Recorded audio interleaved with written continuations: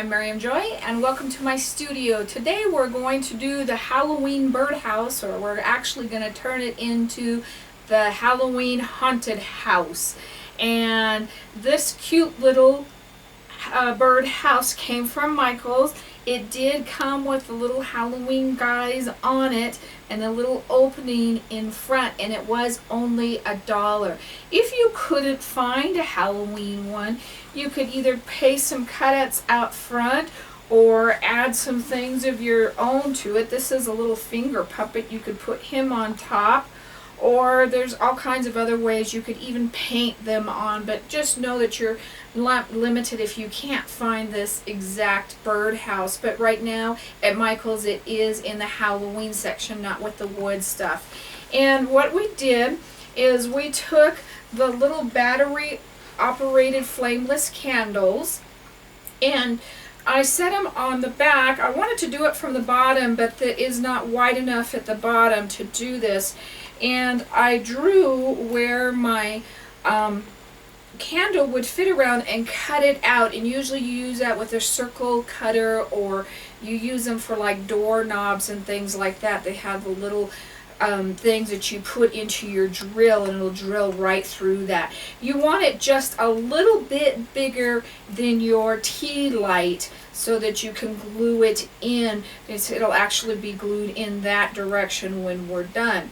Once you've created the hole, and you want to be careful because the wood is a little bit thinner, you want to base coat your birdhouse, and I base coated it in purple and then black on the stand and the roof, and I walked a little bit of black paint up just to kind of make it old looking, like the weeds have grown up or something like that, just to make it a little bit more spooky. And then I walked a little bit of black paint down here.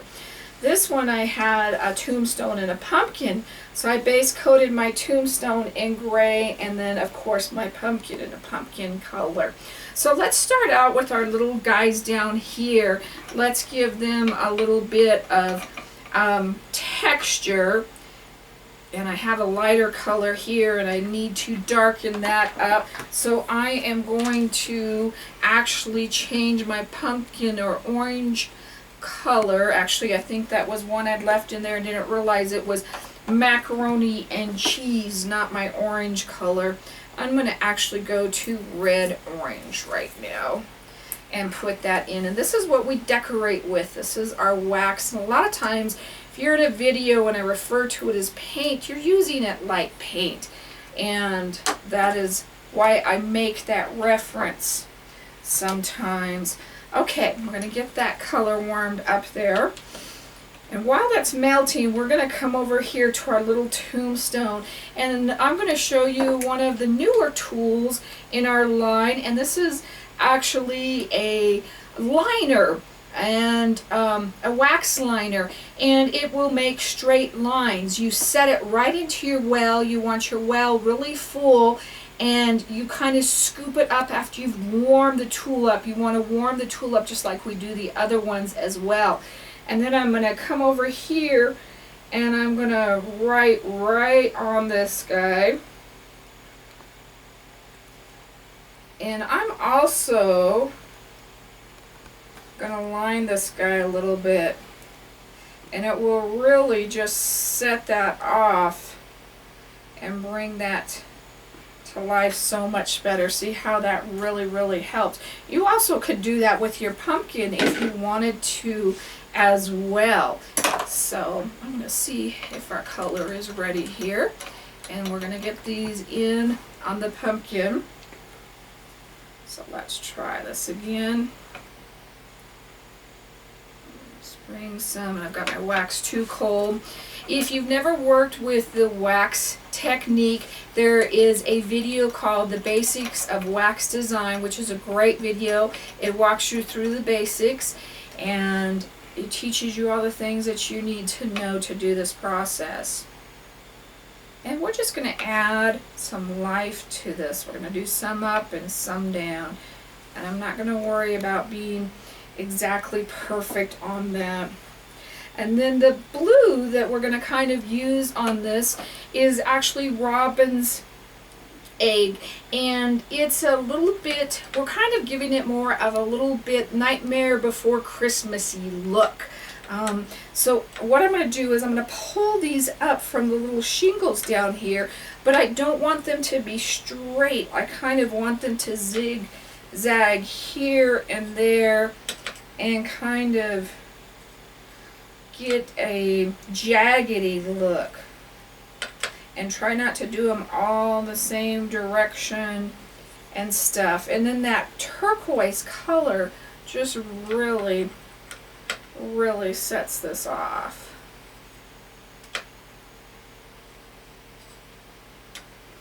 So we're doing it on both areas of the roof.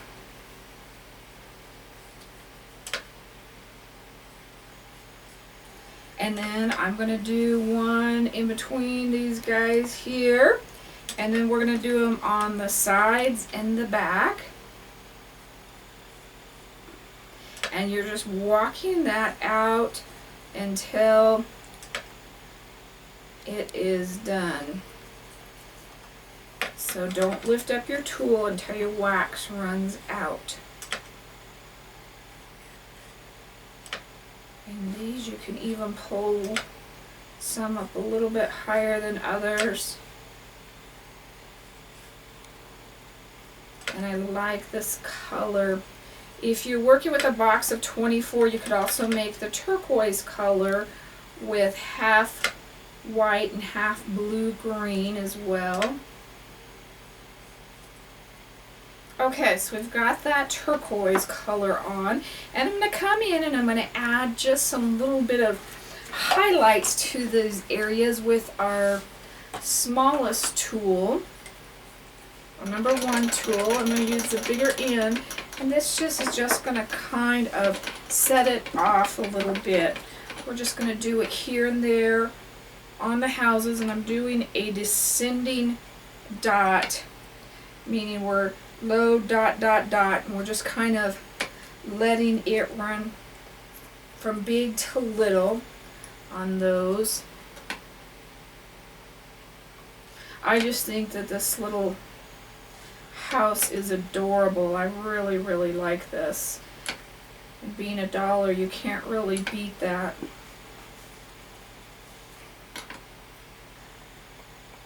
The yellow, this is actually dandelion, and it just really sets things, pops them, I guess. I'm going to do a couple on the roof. I didn't do it on the other one, but... Now, this little house has a handle, a birdhouse to hang, and I don't want that. It gets in the way for me anyways, so we're just going to add some more until we finish that off there. Alright, the next thing we're going to do is we're going to come back and we're going to dot, and we're going to do that with our red-orange color, and we're going to do it all the way across the top and around the window. And you're going to load each and every time so your dots stay consistent in size.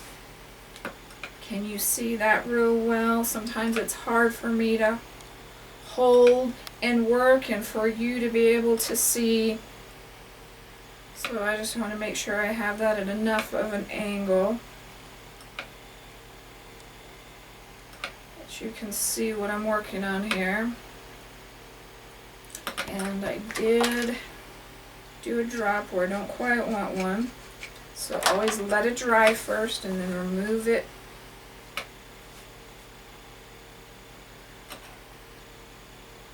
Okay, so we've got them around the edge, and now we're going to go and put them along the top of the roof, and I'm going to switch to my larger end of my number 1 tool here. I didn't quite get all that wax off of the other side.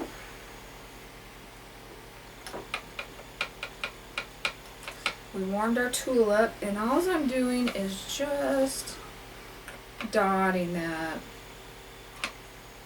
Just bringing some color to it. I also put it at the bottom of the front too, but when I covered it up with the moss, I don't think it showed as much, so I'm probably not going to do that. I may in the back because I don't have any moss in the back. Just to, isn't it amazing how much just by adding a couple of colors it really starts to come to life. It's a lot of fun. So now we're going to finish the back of the roof here. I can't do Halloween without thinking about my daughter. She always loved Halloween. She loved pumpkins, and she was a little girl. She called them plumpkins because they were always plump, and she didn't know how come they weren't named that. And she'd always get people to buy her pumpkins, and by the time the Halloween came around, she'd have quite a collection. So Halloween's always been a special place in my heart. All the fun and vibrant colors. It's one day of the year that little kids can be anything their imagination will let them be. Okay, so we've got all of that part there.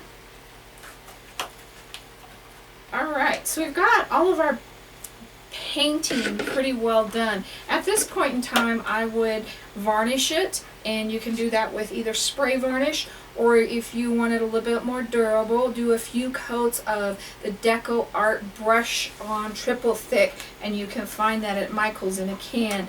And then I'm going to take some Spanish moss, and you don't want too much of it, and you want to try and lay it as flat as possible, and we're going to glue it onto our gourd.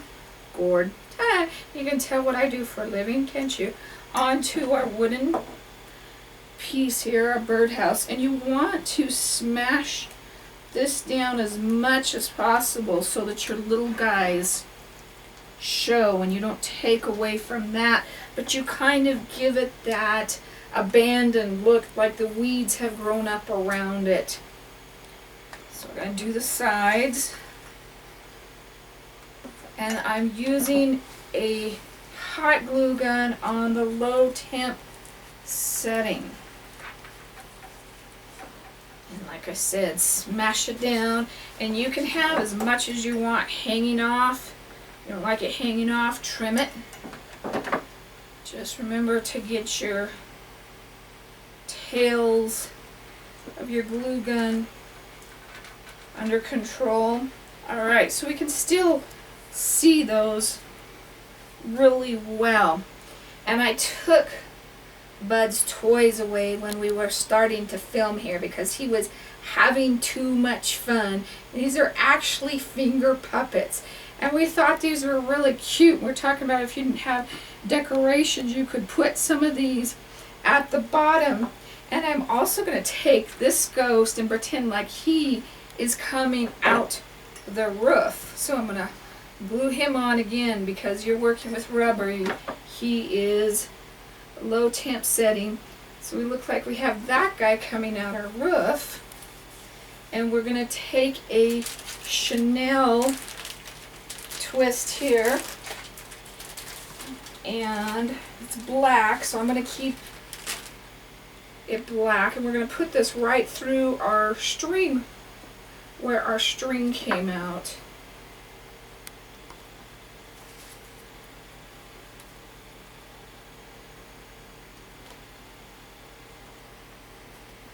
And I'm going to pull him through, and all I'm going to do is just twist him just a little so that he stays.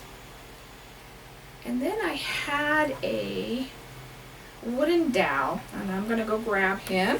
So excuse me for 1 minute. To twist my pipe cleaner around. So we're just going to take him and we're just going to twist it. You can find anything that's a bigger circle. I wouldn't recommend a real small circle. So we've kind of got our bat going. And what I did is, I think this other little finger puppet is going to not be too heavy. We can put him up there. So you kind of got one that's kind of wobbly. These little guys, this little bat actually came from a packet of little foam stickies. And I just stuck one on the front and one on the back. And I actually like this. What I did is I just stuck some little floral foam right inside him, and so that he could hold that pipe cleaner. And I glued that in a little bit, and I would probably glue his little pipe cleaner in a bit. But that actually gives him some nice play as well. And if you wanted to keep him tighter, you could make your twist tighter. Now, to complete this off, all we simply do is take our tea light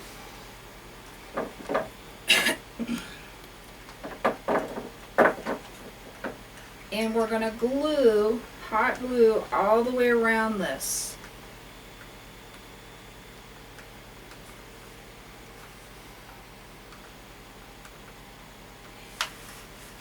Try not to get your tails on it. And we're going to take this tea light and we're going to stick it inward. And what we're going to do is hold it from the front till you get it glued down, and then to turn it on, you've got your on and off switch right there in the back so that it shows right there in our little haunted house. And I just really think this guy is cute.